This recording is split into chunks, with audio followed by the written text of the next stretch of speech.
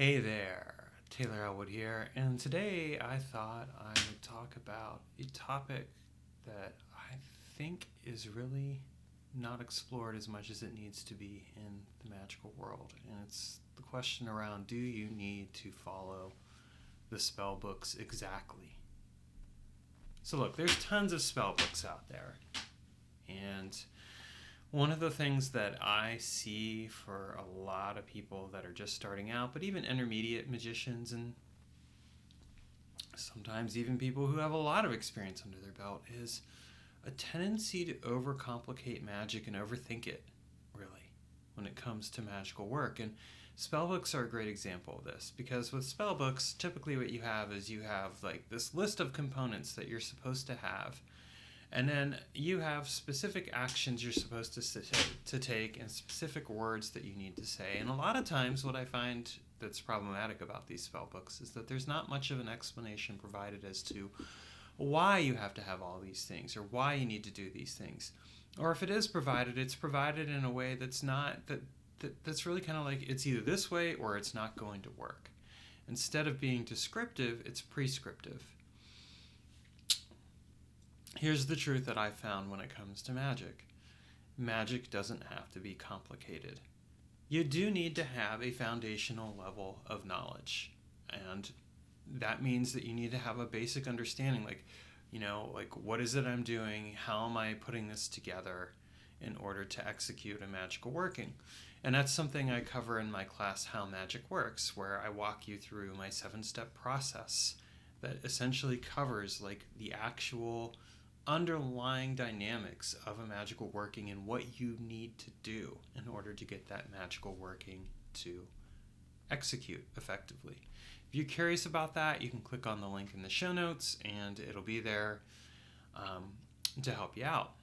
I even have a nifty AI spirit companion to help you with that process.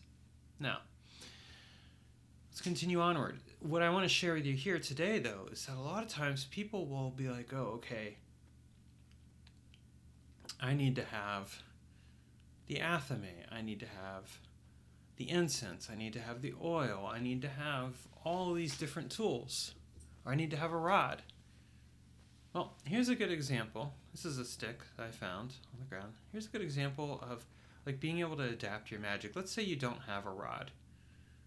Well, what if you grabbed a stick like this and you used it as a rod or as a wand? You might say, but it's a stick. It's a stick. Yes, it is a stick. And yet, at the same time, it is something that you can work with very purposely and very meaningfully. And the thing that people don't realize a lot of times is they'll be like, oh, the magic, I have to get all these things in order for the magic to work. What they fail to realize is that the magic is really within them. You know, the magic isn't this thing. This thing is a way to help you direct something that is already within you.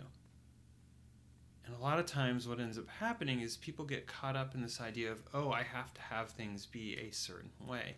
And if they're not that way, then I'm not doing it correctly. Well, my advice to you is don't get caught up in the details. Don't get so focused on perfection. The moment you get caught in perfection is the moment that you are not going to actually do the magical working, because nothing is ever going to be completely right with it.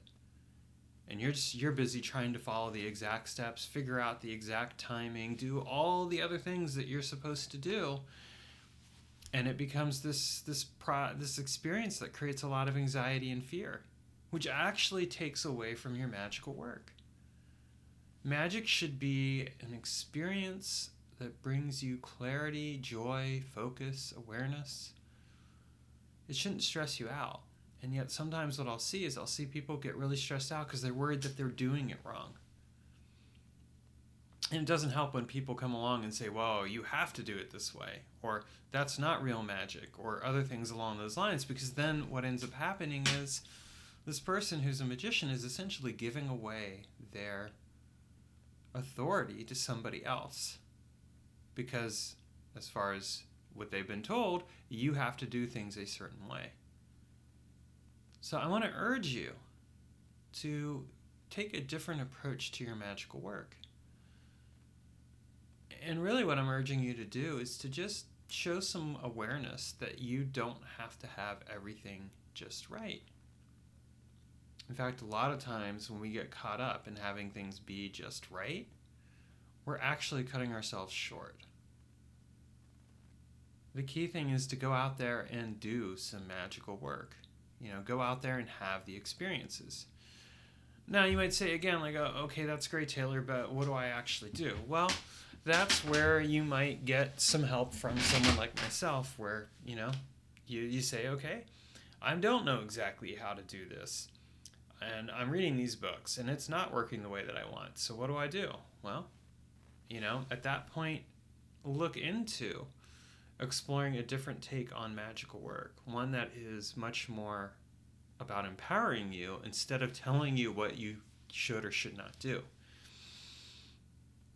The thing we have to realize about a lot of spell books is ultimately they are a personal reflection of the person, a snapshot of that person and like what worked for them and why. And sometimes they're even a continuation of something specific that person was taught, but that person hasn't necessarily questioned what they were taught. I've found that I can do some very effective magical work, and it doesn't have to involve a ton of correspondences, the right timing, or anything like that. Now, sometimes I do end up using the right timing, and I do end up using other things. But here's the other thing. I use those things because I've developed a sense as to when they're appropriate to use. And that's part of this whole process. It's figuring out like when do I want to use this, as opposed to I need to use this every single time. If you feel like you need to use it every single time, that's actually creating inflexibility in your magical work. So I hope this is helpful to you, and definitely subscribe to my YouTube. Follow me on here if you want to learn more. And remember that you don't have to get it exactly right. You just have to go out and do it.